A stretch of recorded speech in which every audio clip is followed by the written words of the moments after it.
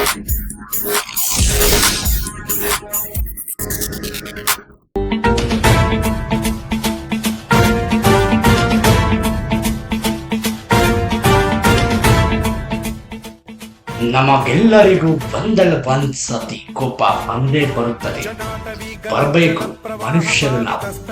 ಈ ಭಾವಗಳೆಲ್ಲ ನಮಗೆ ಸಹಜ. ಆದ್ರೆ ಈ ಕೋಪ ಯಾಕೆ ನಮಗೆ ಬರುತ್ತೆ ಅಂತ ಯಾವತ್ತಾದ್ರೂ ಯೋಚನೆ ಮಾಡಿದ್ದೀರಾ? ಈ ಕೋಪ ನಮಗೆ ಯಾಕೆ ಬರುತ್ತೆ ಅಂದ್ರೆ, ನಮ್ಮ ಮನಸ್ಸಿನ ಪ್ರಕಾರ ಏನೂ ಆಗದೇ ಇದ್ದಾಗ, ಈಗ ಯಾರೂ ನಮ್ಮ ಮಾತನ್ನ ಕೇಳದೇ ಇದ್ದಾಗ, ಅಥವಾ ಜೀವನದಲ್ಲಿ ನಮಗೆ ಗೆಲ್ಲೋಕೆ ಆಗಲಿಲ್ಲ ಅಂದಾಗ. ಆದರೆ ಈ ಎಲ್ಲಾ ಪರಿಸ್ಥಿತಿಗಳಲ್ಲೂ ಕಾರಣ ಒಂದೇ ಒಂದು. ಎಲ್ಲೋ ಒಂದು ಕಡೆ ಯಾವುದೋ ಒಂದು ಅಂಶದಲ್ಲಿ ನಾವು ದುರ್ಬಲ ಅನ್ನೋದು.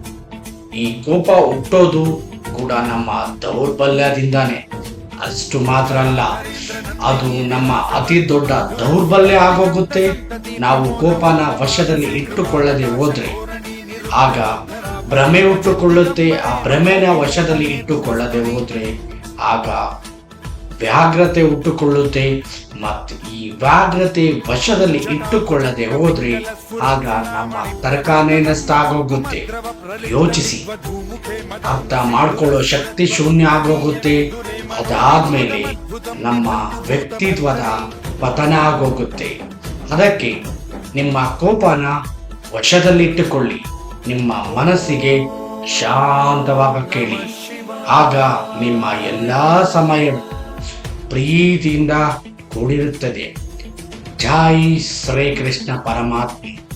ಸದಾ ಶಿವಂ ಭಜಾಮ್ಯಹಂ, ಸದಾ ಶಿವಂ ಭಜ